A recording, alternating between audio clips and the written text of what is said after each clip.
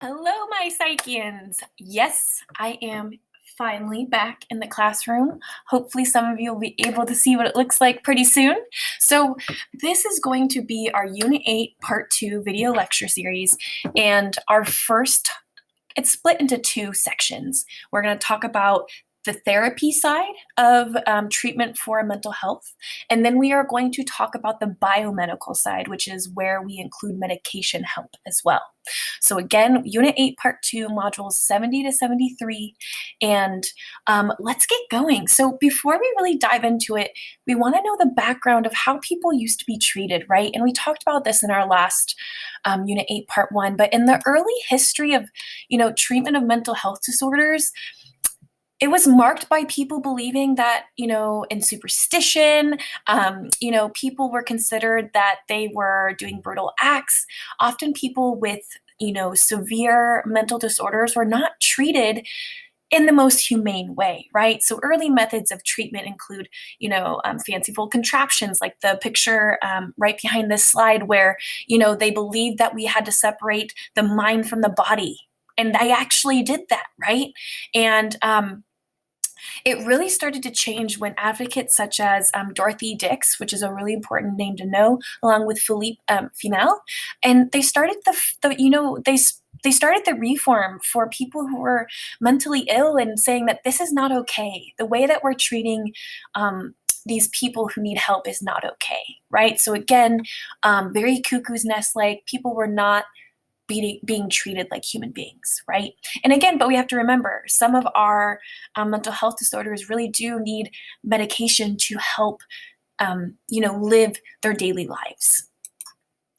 And so again, this Unit 8 Part 2 is divided into two sections. And so our first modules, 70 to 72, will be about the psychotherapy side. So remember, so psycho means mind, therapy, so psychotherapy.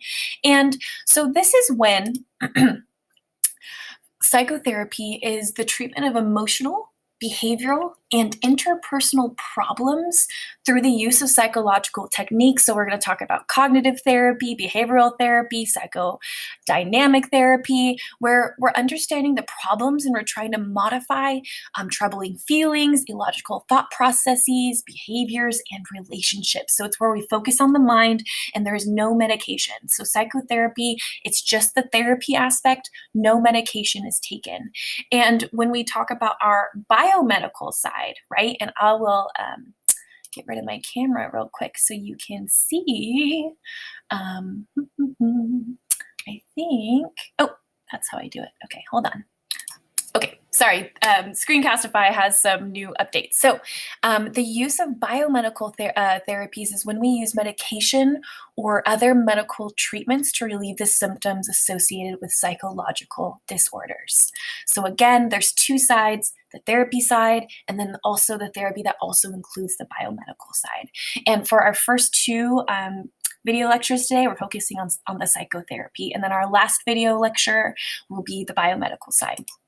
So why is treatment important, right? So when we think about mental health and we think about these disorders, right, why is it important? And a lot of the, we will talk about, some people who go undiagnosed and untreated throughout their life, right? So psychological disorders have an enormous social, financial, and personal cost, my friends, right? So treatment can help, take away these problems and help, provide a better quality of life for people who are suffering for psychological disorders. And studies show that people who go to therapy with these, after being diagnosed with certain, types of mental health issues, there is positive outcomes. It is shown that therapy does help, right? Therapy does help. So I know there's a lot of words on here, and I want you to paraphrase this. You're more than welcome to pick and pull, but I just want you to know kind of the four categories of professions that fall under, the therapy aspect of psychology.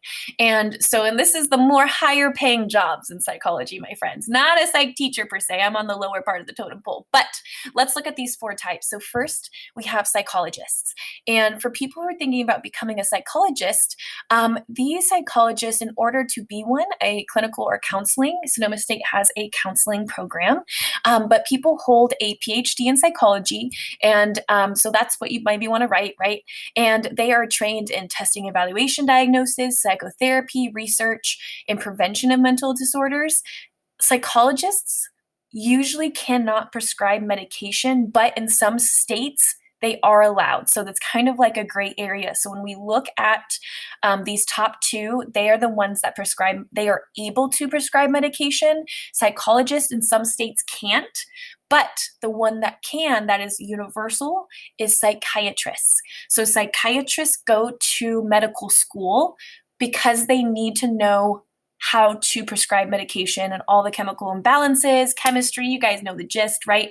So a psychiatrist holds an MD and has expertise in diagnosing, treating, which is the medical side, and prevention, and they have the authority to prescribe medications and medical procedures. I would definitely highlight that in your notes. And then we have our social workers, right? So a little lower level, and they focus on assisting people in difficult situations, usually with poverty, family conflict, abuse. So social workers will come into classrooms, and they usually have a master's in social work. And so again, no medical training needed. And let me move my face. So then we have our counselors and therapists. So again, school counselors, therapists, maybe family therapists. They usually hold a master's degree in counseling, and they have expertise in therapy treatment. They tend to know different aspects as well of different psychotherapies, and they usually are really heavily based in the education system as well. So we have our own school counselors, we have our own therapists, and that is kind of the totem pole of our degrees, right? So again, if we're thinking, if you want to know the amount of schooling and a lot more money, psychiatrists are at the top of the chain. They are at the top of the food chain. So psychological therapies. What are they, right? So the most influential styles of psychotherapies build on psychology's major theories. So my friends, Unit 1, the lenses of psychology, those are our therapy lenses, right? So the big major ones are psychoanalytical, very Freudian, right? Humanistic, behavioral, and cognitive, okay? So those are kind of the heavy four. And psychotherapies typically involve an interaction between patient and client, clinician, although some therapies can be carried out in groups. Group therapy is the cheapest because it's the most easily, kind of with like insurance, like through Kaiser, group therapy is like the most easily to get into, but some people prefer not to have group therapy, right? But this leads us to a vocab word called eclectic psychotherapy. Eclectic psychotherapy is when psychologists use a collective of different forms depending on the client. And the biggest eclectic therapy is cognitive behavioral therapy. So it's a mixture of cognitive and behavior. So eclectic is a mixture of a bunch of them. So if we look at the degrees, eclectic is a third of the realm of therapies because it is, people find a little mixture of cognitive, a little mixture of psychodynamic, behavioral. They create better results, right? So a little mixture in the pies. And if we look, so 16% of therapists are cognitive. Psychodynamic has a really big root because they go back in childhood with phobias, fears, right? So psychodynamic does have a certain audience, right? So here's just a little pie chart for you to see where everyone falls. And again, this is just explaining the chart, shows the percentage of psychologists for the APA program, for the division. Yep. So let's get going. So in our notes, we're doing a little squiggle. And let's start with our Freud. So psychoanalysis developed by Freud. And again, since we've already learned a lot about Freud in different chapters, it's just you adding to your knowledge and you already maybe know how this therapy works, right? So we're going to be doing a little review as well. And you'll also see a repetition of some vocab. So overall goal is to bring the unconscious conflicts, very big buzzword, and repressed memories to conscious awareness, right? So again, a little bit review. Freud is all about talking about childhood and bringing it to the unconscious, right? So talking about, maybe how we develop phobias, how our anxiety. Why would we have anxiety in social situations, right? So he pulls from our childhood. And under the direction of a therapist, the patient gains insight into unconscious conflicts and tries to learn to let go of anxiety arousing stimuli and other symptoms, right? So again, pulling from the unconscious, and he creates a certain system, and we're going to go over his system next. So, and we all remember this chair, right? And so these are like steps. So right next to free association, put number 1, and it'll be kind of like a systematic process. So if we're Freud, we're putting on our Freud hats, right? Putting on our Freud hats.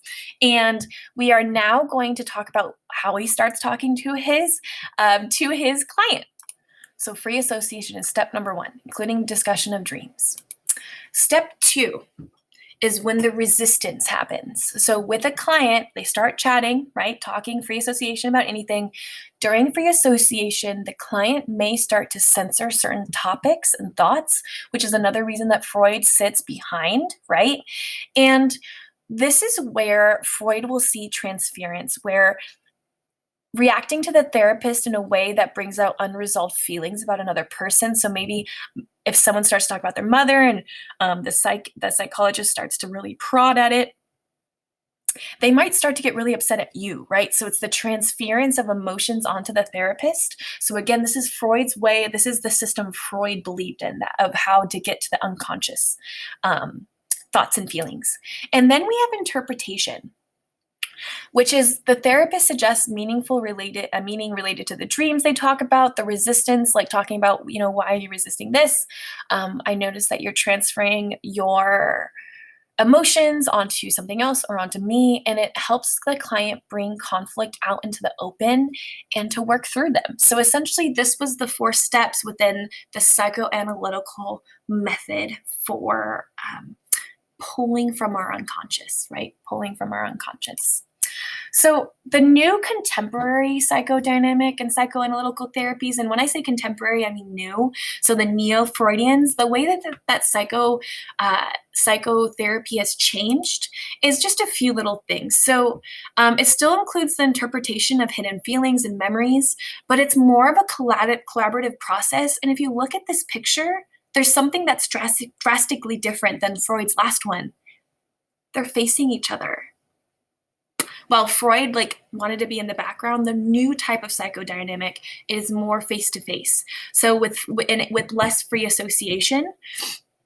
And there's not too much interpretation on the facial expressions, but it's a very more short-term based focus rather than long-term, which is what Freud used to do. And it focuses on specific problems, and usually along, the lines of phobias, social relationships, social phobias, right?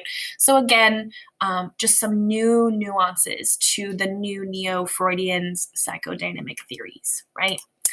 And now we're moving on to our humanistic. So now I'm going to do a little squiggle. And we're going to talk about humanistic before we stop here, and then we're going to start our new video on our last little half of our non-biomedical side. So humanistic therapies, right? So they focus on the present rather than the past, emphasis on consciousness rather than unconscious thoughts. And again, we've talked about this a lot of times, right? Stress on taking responsibility for the feelings and actions of others and yourself. And you want to assume that, people have the potential for self-fulfillment and growth, right? People aren't stuck.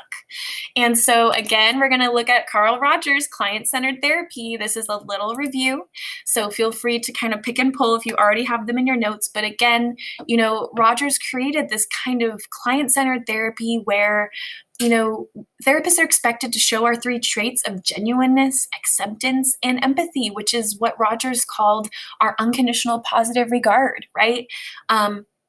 And it also includes active listening. So, really, when you listen to your client, you want to restate or clarify what they're saying, right?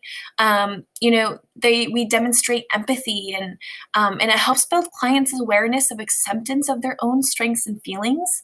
And it's just a really open and safe environment, right? So that's Rogers' client-centered therapy.